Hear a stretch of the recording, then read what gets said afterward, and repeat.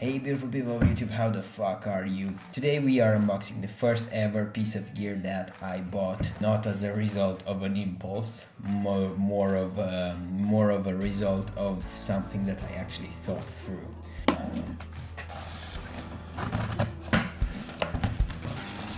Ooh.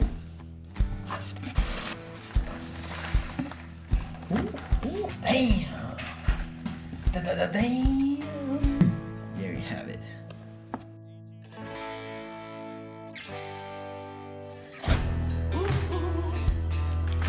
This is the pouch. Are you ready? Because I'm not ready for this. Whoa! This is heavy. Oh my god, look at you, baby. Ooh, nice. Damn! Damn!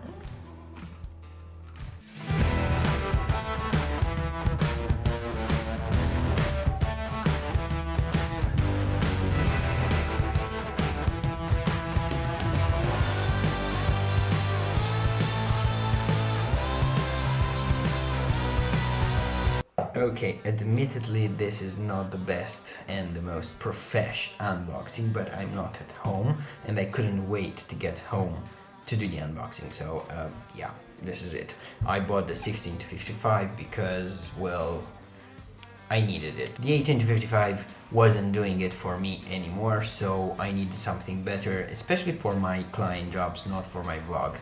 Therefore, I bought this bad boy. At first sight, it feels so much better built. It feels like a small little fucking tank. I mean, everybody says built like a tank. This is built more like a, I would say like a Panda 4x4. Overall, the quality feels very, very good. It's fucking huge, it's a beast. It weighs 637 grams and not only weighs double the weight of the 18-55, but it also costs double, triple, whatever. I paid this fucking thing 1,000 euros. Hurts even to think about it. Anyway, for this video, let's just see how it looks. Are you ready? Let's go. Hey, right there.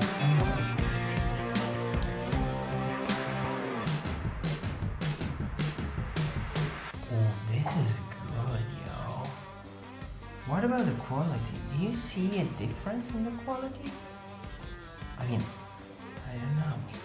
I just want to try this f2.8 up to the 50. Up to 50. Oh shit. This.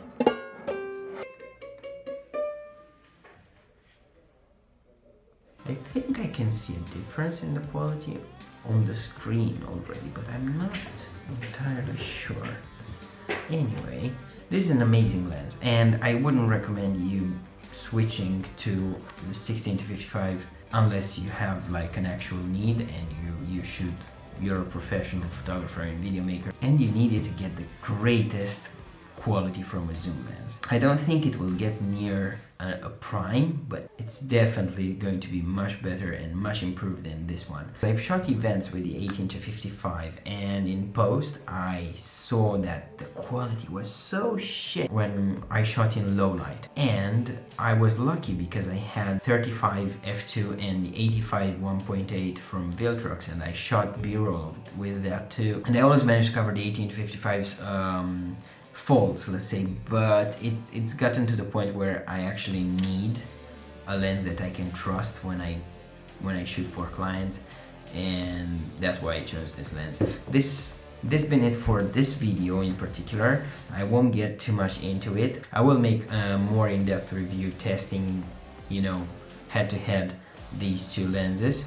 If you want to see some videos with the 18-55, click this video here. If you want to see some street photography and some more Fuji juice, click this video here, and you will see me in the next video.